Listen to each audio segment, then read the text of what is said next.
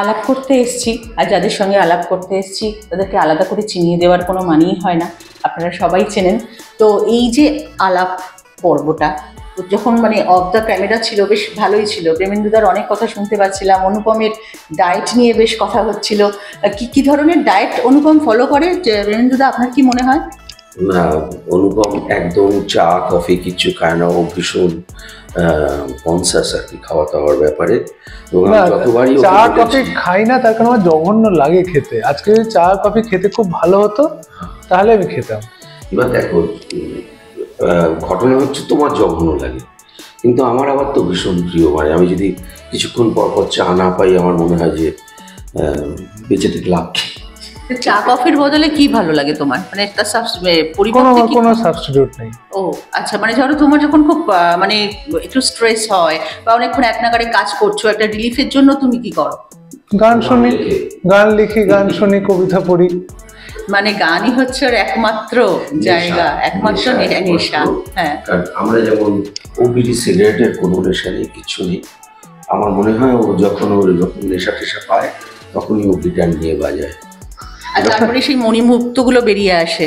অবশ্যই এক একজনের এক এক জায়গা থেকে আসে, ওর বোধ হয় ওই রকমই আর কি। তো এই আলাপের গল্পটা আপনার কোন জায়গা থেকে এসছে? আলাপের গল্পটা এসেছিল আসলে আমি তো আগে ছিলাম ডিওপি হিসেবেই কাজ করতাম। তা আমি যখন ডিওপি হিসেবে কাজ করতাম তখন আমাদের না এই এতটা টেনশন থাকতো না শুটিংয়ে। আমাদের এক নির্দিষ্ট এতগুলো সিন হবে আজকে, সেই মতো করে প্ল্যান করা এবং সেই মতো ভাবেই হতো। যার ফলে যখন একটা সিন বা একটা শটের পর আরেকটা শট হচ্ছে বা একটা সিনের পর সিন হচ্ছে, তখন আমরা আলো করার জন্য আমাদের যথেষ্ট সময় লাগতো।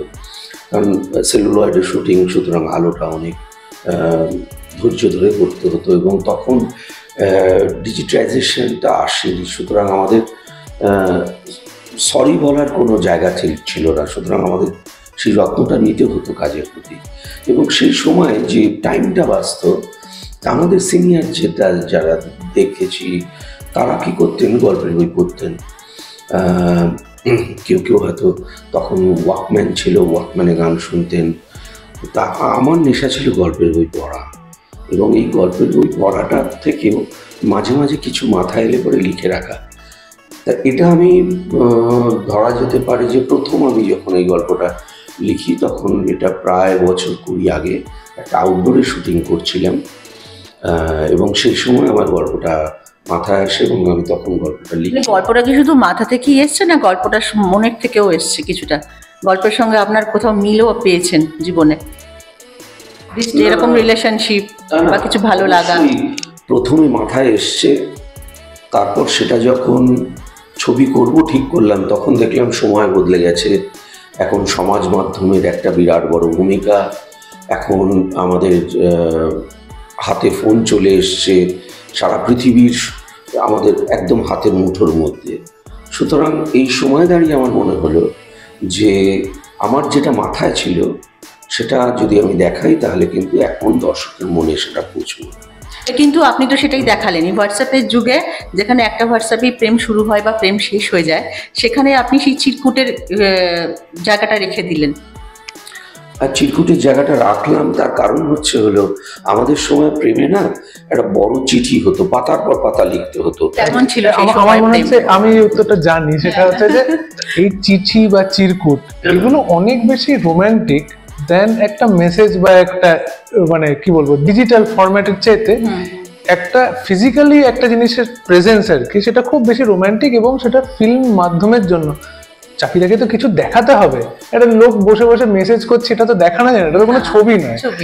এবার সেটা বাস্তব হতে পারে বাট সেটার মধ্যে কিছু সিনেমা নেই, সেটার মধ্যে কোনো মানে রোম্যান্স এটা কিছু নেই, নুন কম একটা জিনিস আর কি, যেটা একটু আগেই আলোচনা হচ্ছিল।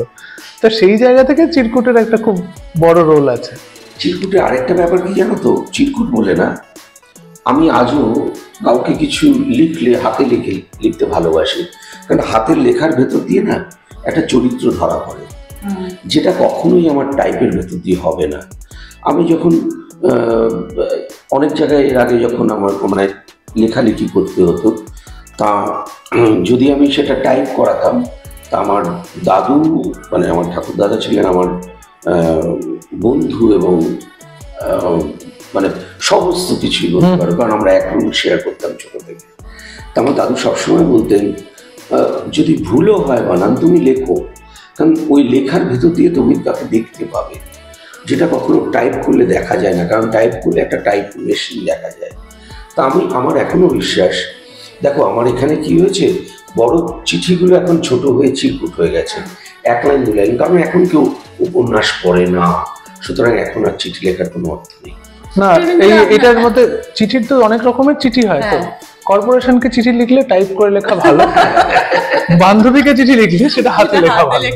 শুধু বান্ধবী না, আত্মীয়দের যদি আমি মনে করি, বান্ধবী কেন, বন্ধু, আজকে যদি আমার পার্সোনাল একটা টাচ থাকে, তাহলে আমি অবশ্যই একটা হাতে লিখবো চিঠি, কারণ আমার মনে হয় তার ভেতরে একটা অনুভূতি থাকে, তার ভেতর ভালোবাসা থাকে। সেটা আজকে ধরো তুমি আমাকে একটা বই দিচ্ছ, আমি ছুটে আসবো, আগে তুমি উপরে লিখে দাও, কারণ আমার কাছে কেউ বই দিলে পরে সে বইটার উপর যদি কেউ লিখে না দেয়, হ্যাঁ, আমার ওই বইটার কাছে মানে যে লিখে দিচ্ছে, তখন আমার একটা, তুমি সেটার মূল্যই বেড়ে গেল আর কি। তুমি উপহারে দিচ্ছ আমাকে, কিন্তু এক কলম লিখে দাও না একটু, সে বইটার শুধু বই থাকে না। আর প্রেমেন্দুদা, আপনার প্রথম প্রেমপত্রের পাওয়া প্রেমপত্রের কথা মনে আছে? আমি প্রথম প্রেমপত্র পেয়েছিলাম তখন আমি স্কুলে পড়ি, ওই মাধ্যমিকের আশেপাশে বোধ হয়, এবং সেটা আমি বিকেলবেলা নাগাদ আমাকে হঠাৎ দিয়েছিল, এবং যিনি দিয়েছিলেন তাকে আমি চিনি, মানে তার সাথেই আমরা খেলাধুলা করতাম, জানতাম না সে দেবে আর কি, দিয়ে আমাকে বলেছিল এখন প্লিজ খুলিস না পরে। তা সেদিন আমি বাইরে যাচ্ছিলাম ট্রেনে করেও, তারা আমি ট্রেনে উঠেই আগে সেটা খুলেছি, ছোট্ট একটা চিঠি ছিল, মানে চিরকুটের মতোই, কিন্তু বড়, স্কুলের ওই ইংরেজি, আমাদের ইংরেজি লেখার পৃষ্ঠা আলাদা হতো, বাংলা লেখার পৃষ্ঠা আলাদা হতো। হ্যাঁ, তা ওই ইংরেজি লেখার সেই 4 লাইনের রোডানার ভেতর লিখেছিল, তাড়াতাড়ি আসিস, অনেকদিন না দেখে থাকতে পারবো না। তা আমি ওটা আমি সেদিন সারা রাত্রি আমার ঘুম হয়নি, আমি ওটা সারা রাত্রি যে কতবার পড়েছিলাম আমি জানি না। এটা আমার জীবনের প্রথম প্রেমপত্র। অনুপম যে সময়, সেখান থেকে আরেকটু তুমি এগিয়ে, তো সেই জায়গা থেকে কি মানে প্রেমপত্র পাওয়ার অভিজ্ঞতা বা দেওয়ার আছে তোমার মেমোরিতে? হ্যাঁ, মানে সময় পাল্টেছে, কিন্তু এখনো যারা প্রেমপত্র দেওয়ার তারা কিন্তু চিঠি লেখে, কারণ এখন তো গত 14 বছর ধরে আমি বিখ্যাত, এবার বিখ্যাত হওয়ার তো অনেক ভালো দিক খারাপ দিক থাকে, তার মধ্যে প্রেমপত্র পাওয়ার একটা কিন্তু দিক থাকে। সেই রকম চিঠি আমি নিয়মিতই পাই, এবং অনেক ইমেলে আসলেও হাতে লেখা বহু চিঠি আছে, এবং যেগুলো আমার মনে হয়েছে যে এগুলোর মান ভালো, সেগুলো আমি জমিয়েও রেখেছি। সেটা তো তোমার বিখ্যাত হওয়ার পরের কথা বলছো তুমি, আর বিখ্যাত হওয়ার আগে? না, তার আগে কেউ কোনোদিন আমায় কোনো প্রেমপত্র দেয়নি। আচ্ছা, আমি অনেক লিখেছি, কিন্তু সাহস হয়নি দেওয়ার। মানে এটা ভাবা যায়? সেগুলো তোমার আর্কাইভে রেখেছি? সেগুলো সব না, এখন গেছে সেগুলো, কিন্তু সেগুলো আর কি বুক পকেটে নিয়ে ঘুরতাম যে আজকে যদি চান্স পাই, কিন্তু ওই আর কি যে সাহস হয়ে ওঠেনি আর কি দেওয়া। এই প্রেমের গান মানেই অনুপম, মানে জাস্ট ভাবা যায় না এখন। তো এই তোমার এই মানে এত প্রেম পায় কি করে, মানে কিভাবে এত প্রেম পায়? গান লিখতে একটা সামান্য স্পার্ক লাগে, তার জন্য ওই অত ভারী প্রেম শব্দটা না ব্যবহার করলেও হয়। কোনো বিয়ে বাড়িতে কাউকে কোনো বিশেষভাবে কোনো আলোয় কাউকে দেখে একটা স্পার্ক তৈরি হয়ে যেতে পারে, সেখান থেকে একটা গানের জন্ম হতে পারে, তার সঙ্গে কথা বলারও প্রয়োজন হয় না, এবং আমার বেশিরভাগ গানই সেভাবেই তৈরি হয়। বেশি কথা বললেই বরঞ্চ জিনিসটা নষ্ট হয়, কারণ আমার মনটা ওরকম, আমার মনটাতে ওরকম, যেরকম বিনয় মজুমদারের একটা ফটো ইলেকট্রিক এফেক্ট নিয়ে একটা কবিতা আছে যে বিদ্যুৎ উৎপাদন হয় যখন ইলেকট্রন একটা জায়গায় গিয়ে আঘাত করে, সেই ফটো ইলেকট্রিক এফেক্ট। আমার মনটাও খানিকটা সেরকম, কিছু একটা দেখলে ইলেকট্রিসিটি হোক না হোক, কবিতা বা গানের জন্ম হয়। পরিচালক হিসেবে আপনাকে জিজ্ঞেস করি, ছবিতে গানের মারাত্মক ভূমিকা, সেটা আমরা আগেও দেখেছি, এখনো দেখেছি। তো এই যে গান, একটা গল্প সিলেক্ট করার পরে গান নিয়ে আপনার কি ধরনের চিন্তা ভাবনা থাকে? আমি তো সবার আগে যে কারণে অনুপমের কাছে গিয়েছি আলাপ নিয়ে, এবং অনুপম ছাড়া আমার গল্প বলাটা তো সম্পূর্ণ হবে না, কারণ আমি তাহলে একটা 2 ঘন্টার ছবি হয় না, তাহলে কয়েক ঘন্টার ছবি হবে, কারণ এত কিছু বলতে হবে, দেখাতে হবে, তার এত সংলাপ থাকবে, সেটা তো সম্ভব নয়। সুতরাং সেই যে একটা বিরাট সময়, সে সময়টাকে ওর দক্ষতায়, ওর শৈল্পিক সমস্ত নান্দনিক সমস্ত দিক দিয়ে এত সুন্দর করেও আমাকে গল্পটা বলতে সাহায্য করেছে। যেখানে আমি বলেছি যে আমার এই গল্পটাই, ও ঠিক সেটাই মাত্র 3 মিনিটের মধ্যে খুব সুন্দর করে আমার কাছে এনে দিয়েছে, যেটা দর্শকের কাছে মানে খুব সহজভাবে বুঝতে। এবং আরেকটা বিষয় হলো যে গানগুলো এখন আপনারা যেভাবে দেখছেন বা শুনছেন, হলে যখন যাবেন তখন দেখবেন যে গানগুলো কতটা কীরকম। কারণ হলো যে গল্পের সাথেই গানগুলো রয়েছে, মানে গানগুলো আলাদাভাবে রয়েছে এমনটি নয়। সেই প্রসঙ্গেই আসবো যে তুমি তো প্রচুর গান লেখো, অনেক গান লেখা থাকে, তো ব্রিফটা পাওয়ার পর তুমি কি নতুন করে গান লিখলে? 3টে গান আছে এখানে তোমার, দিবারাত্রির কাব্য, সখী গো আর আবহাওয়ার আবহাওয়া বলে দেয়। চাকিদার সঙ্গে এটা আমার প্রথম কাজ, কিন্তু চাকিদার সঙ্গে কাজ করে আমার যেটা ভালো লেগেছে সেটা হচ্ছে ব্রিফিং খুব চমৎকার, যে আমার কি দরকার সেটা খুব পরিষ্কারভাবে চাকিদা বলেছে। এবং যে সিচুয়েশনগুলো বলা হয়েছে, যে প্রথম মিটিং থেকেই আমরা সেই সিচুয়েশনগুলো নিয়ে আলোচনা করেছি, সেগুলোতে কোনো মানে সেগুলো প্রচণ্ড ক্লিয়ার সিচুয়েশনস, এবং অ্যাবস্ট্রাকশন নেই, তার মধ্যে কোনো ক্ল্যারিটি আছে। আর তারপর আমি যখন একটা গান বানিয়ে শুনিয়েছি, চাকিদা সেটা শুনে বেশ কয়েকবার শুনে যে ফিডব্যাকগুলো দিয়েছে, সেগুলো আমার খুব পছন্দ হয়েছে। যে এইখানে অনুপম, তুমি আবির আর মিমির যে প্রেমের কথাটা ঢুকিয়ে ফেলেছো, আমার ছবিতে কিন্তু এই দৃশ্যে ওদের প্রেম হচ্ছে কি হচ্ছে না সেটা বোঝা যাওয়ার কথা নয়, তুমি যদি এটা সরাও। তখন আমি বুঝতে পারছি যে হ্যাঁ, যেই মানুষটা যেভাবে লিখেছে, পদ্মদা যেভাবে লিখেছে, তুমি যেভাবে ভেবেছো, সেখানে সত্যি সত্যি আমার ওই জায়গাটা ওরম ভাবে লেখা উচিত হয়নি। তখন আমি আবার সেটাকে পাল্টে সেটাকে নতুন করে শোনাচ্ছি। এটা স্পেসিফিক্যালি দিবারাত্রির কাব্যর ক্ষেত্রেই ঘটেছে, আমি তাই জন্যই বলতে পারছি। এই যে ক্ল্যারিটিটা, যে আমি ওই জায়গাটা শুট করছি না এরকম ভাবে, কারণ তখন তো শুটিং হয়নি, গানটা নিয়ে যাবে, তার মানে তো আগে একটা ভিশন আছে যে আমি কি দেখাতে চলেছি। এটা আমি অ্যাপ্রিসিয়েট করেছি ভীষণভাবে, এবং এরকম ভাবে কাজ করলে কাজের মানে আউটপুট ভালো হয় বলে আমার মনে হয়। এবং আমরা একটা টিম হিসেবে কাজ করেছি। চাকিদার একটা ভিশন, চাকিদার একটা গল্প, পদ্মদার স্ক্রিপ্ট, সব কিছু মিলিয়ে আমার গান ওই সিমেন্টের মতন যদি একটু কাজ করে, তাহলে গোটা বাড়িটা তো দাঁড়াতে আর কি সুবিধা। চাকিদা, একটা প্রশ্ন করি, এখানে গল্প যেটা দেখছি যে দুজন কেউ কাউকে দেখছে না, অনুভবে প্রেম হচ্ছে।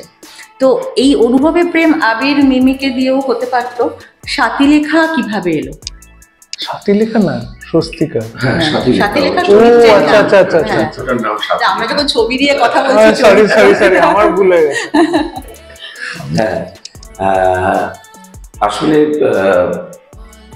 এরা প্রত্যেকেই কিন্তু আইটি ফার্মে চাকরি করে, সুতরাং তারা আসতেই পারে। শুধুমাত্র কোথাও সাথীলেখার সঙ্গে পাবলোর একটা সম্পর্ক আছে, একটা ভালো লাগা, একটা ভালোবাসার সম্পর্ক ওদের মধ্যে অলরেডি আছে। এই যে প্রশ্নটা করলে আমাকে, তার ভেতরেই তোমার উত্তর আছে, যে আমাদের কোনটা ভালো লাগা আর কোনটা ভালোবাসা, এই যে তফাৎটা এই ছবিতে কিন্তু ওই জায়গাটাই ধরা হয়েছে, যে কোনটা ভালো লাগা আর কোনটা ভালোবাসা। সে কারণেই আবিরের সাথে মিমিও আছে, আবিরের সাথে স্বস্তিকাও আছে, সাথীলেখা মানে পাবলোর সাথে অদিতি এবং সাথীলেখা। এবার দর্শকরা এলে পরে বুঝতে পারবে যে কার সাথে তার ভালো লাগা আর কার সাথে তার ভালোবাসার সম্পর্ক। অনুপম, তোমার জীবনে এরকম হয়েছে কখনো যে তোমার ভালো লাগা ভালোবাসা দুটোকে তুমি কখনো আলাদা করে ডিফাইন করতে পেরেছো? খুব কঠিন অ্যাকচুয়ালি এটা বোঝা। ভালো তো বরাবরই বহু মানুষকেই মনে হয়েছে আমার ভালো, এটা তো ভালো লাগা তো খুব অস্বাভাবিক কিছু নয়। এবার কোনটা ভালোবাসা, ভালোবাসা যে কি সেটা আমার এখন 42 বছর বয়স, আমি নিজে একটু কনফিউজড আছি। আমার আরো কিছুদিন যাক, প্রেমেন্দুদার কাছে টিপস নাও। চাকরিদার বয়সে পৌঁছাই আমি, তখন হয়তো আমার আরেকটু ক্ল্যারিটি আসবে। তবে ভালোবাসা নিয়ে আমার যথেষ্ট ডাউট আছে। আচ্ছা প্রেমেন্দুদা, আপনার কোনো ডাউট থাকার কথা নয় ভালোবাসায়। না, আমার যে বয়স এখন, মানে আমি এই বয়সে এসে বুঝতে পারি যে হ্যাঁ, ভালোবাসা জিনিসটা এর আগে না পুরোটাই নষ্ট হয়েছে ভালো লেগে। হ্যাঁ, নষ্ট হয়েছে বলছেন? এই নষ্ট মানে কি, মানে কি হয়েছে, আমি তোমার একটা ছোট্ট ঘটনা বলি যে আমি ট্রাভেল করছি, তখন তো ওই আমাদের জেনারেল কম্পার্টমেন্টে তিনটে কাক আমি ওপর আপার বাড়তে শুয়ে আছি। তা ট্রেনে লোক উঠেছে কোথাও পাঠানকোট বা কোথাও থেকে, একটা ভিড় উঠলো এবং উঠে যথারীতি পুরো নিচটায় তারা শুয়ে রয়েছে। তা আমি ট্রেনে খুব একটা ঘুম আসে না, তা আমি তাকিয়ে দেখলাম একজন বয়স্কা মহিলা দিদিমার সাথে তার এক নাক নিয়ে এসছে, এসে তারা শুয়ে পড়েছে। মানে ট্রেনে যদি এরকম যাত্রী পাওয়া যায় তাহলে কিন্তু ট্রেন জার্নিটাও খুব মেমোরেবল হয়ে যায়। এবং আমি না তাকে এক ঝলক দেখেছি, মানে সুন্দরী, জাস্ট আমি সুন্দরী বা অতি সুন্দরী হতে পারে, কিন্তু তাকে আমি এক ঝলক দেখেছি, তাতে চিতাবাদে ছুটে যাওয়ার মতো, মানে রেজিস্ট করে না। এবং সে মুখ ঢেকে শুয়ে পড়ল, জানলা টানলা খোলা, হাওয়া দিচ্ছে। আমি ওপর থেকে দেখছি এবং দেখতে দেখতে ভাবছি যে ও মুখ ঢেকেছে কিন্তু জেগে আছে, ও নিশ্চয়ই তাকাবে। এবং বেশ কিছুক্ষণ পর আমি বসে হঠাৎ দেখলাম সত্যি ও মুখ থেকে একটু ওর ওটা মানে কাপড়টা নামলো, চাদরটা, এবং ও একবার তাকালো। সেটা আমার দিকে নয়, কিন্তু ওই যে তাকাবে এবং তাকানো, ওই মুহূর্তটার জন্য যে অপেক্ষা, সেটার নামে কি দেবো আমি? এক পলকে একটু দেখা। না, সে অনুভূতি, সেটা ভালো লাগা। এটা ভালো লাগা, এর ভিতর তো কোনো ভালোবাসা হতে পারে না, কারণ ভালোবাসা জিনিসটা কিন্তু বিরাট বড়। ট্রেনের গতির সঙ্গে সেটা আর এগোলো না। না, সেটা এগোনোর কথাও নয়, সেটা এগোলে পরে কি খুব একটা ভালো হতো না, কারণ সেটা ওখানেই শেষ। হ্যাঁ, ছোট গল্প। তাহলে একটা কথা বলুন, তাহলে আমরা যে এত শুনি লাভ অ্যাট ফার্স্ট সাইট, তো আমার মনে হয় না আপনি এটাতে লাভ অ্যাট ফার্স্ট সাইটে ওটা বিশ্বাস করেন? অবশ্যই বিশ্বাস করি, কেন করবো না। কিন্তু লাভ অ্যাট ফার্স্ট সাইটে সেখানে ভালো লাগাটা থাকে, তারপর আস্তে আস্তে ভালোবাসাটা আসে। মানে একটা আলাপ, তারপর তার পরিণতি, যেখানে গিয়ে ভালোবাসা আসে। আর অনুপমের ক্ষেত্রে আমি বিশ্বাস করি লাভ এট ফার্স্ট সাইটে। আচ্ছা, মানে প্রথমে ভালো লাগা, তারপর আস্তে আস্তে ভালোবাসা। হ্যাঁ। এইটা ছবিতে তোমার 3টে গান আছে, প্রত্যেকটা গানই গায়কের কাছে বা কম্পোজার তার কাছে সন্তান সমান ভালোবাসা পায়, কিন্তু তোমার সব থেকে পছন্দের গান কোনটা? এই তো তুমি আগেই প্রশ্নের উত্তর নিজেই দিয়ে দিয়েছো। বলা খুব মুশকিল, তবে সখী গো গানটা যেভাবে তৈরি হয়েছে এবং যে সঙ্গীত আয়োজন করার চেষ্টা করেছি, শ্রেয়া যেভাবে গিয়েছে, সেটা আমার অন্য গানের থেকে ব্যতিক্রমী বলে আমার মনে হয়। এবার যেহেতু সেটা ব্যতিক্রমী, তাই জন্য আমার তার প্রতি একটু বেশি দুর্বলতা হয়তো আছে। এবার মানুষ যদি সেটাকে সম্মান করে তাহলে ভালো, না করলে আবার চেষ্টা করবো অন্য কিছু করার। এবার একটা কথা বলিস তো, তুমিও গানের জগতে, রশ্মিতাও গানের জগতে, শুভেচ্ছা, অনেক শুভেচ্ছা তোমাদের দুজনকে। তো সেক্ষেত্রে দুটো গানের জগতে, সঙ্গীত জগতে দুজন মানুষ, অনুভবী মানুষ পাশাপাশি থাকলে সেটাকে একটু অ্যাড অন করে, মানে টেকনিক্যালি কিছু ক্ষেত্রে করে, যে আমি কোনো জায়গায় ভুল সুর গাইলে ও শুনেই বলে দিতে পারবে যে আমি সুরটা ভুল গাইছি কিনা, বা কোনো একটা জায়গায় মিক্স শুনছি আমি কোনো কিছুর, ওর থেকে একটা সাজেশন নেওয়া যে এই মিক্সটা কি ভালো লাগছে, সেটুকুনি করে ডেফিনেটলি। তো তোমার সুরে রশ্মিতাকে নিশ্চয়ই আগামী দিনে পাওয়া যাবে। আগেও পেয়েছে মানুষ, ভবিষ্যতেও আশা করি পাবে। প্রেমেন্দুদা, আপনি ছবিটা নিয়ে দর্শকদের কি একটাই কথা, যে আমি সবসময় বলি যে আমার ছবিতে মারামারি তো দূরের কথা, একটা চিমটি কাটাও থাকে না। সুতরাং আমি যে ছবি করি সেটা সপরিবারে দেখা যায়, এবং কারোর সাথে বসে দেখতে, যে কোনো প্রজন্মের লোক একসাথে বসে দেখতে তাদের কোনো অস্বস্তি হবে না। আর এই সময় যেখানে চারিদিকে এত গরম পরিস্থিতি, সমস্ত দিক দিয়ে। সেখানে এতগুলো হল রয়েছে, আপনার বাড়ির যে কোনো সামনের হলে চলে আসুন, ঠান্ডায় বসে একটা মিষ্টি ছবি দেখবেন। আর অনুপম, একটা রিকোয়েস্ট তোমার কাছে। বলো। এই ছবির কথা হচ্ছে, তো তোমার পছন্দের যদি 2 লাইন আমাদের শোনাও। আবহাওয়া বলে দেয় আজ কিছু হবে, তাই আমি হাসি মুখে কবে থেকে অপেক্ষার অবসান। আলাপ রিলিজ করে গেছে, সবাইকে অনুরোধ করব এই ভালো লাগার ভালোবাসার ছবিটা দেখতে ভুলুন। 26শে এপ্রিল আলাপ রিলিজ করছে গোটা বাংলায়, সবাইকে অনুরোধ করব ছবিটা প্লিজ দেখবেন, জানাবেন কেমন লাগছে।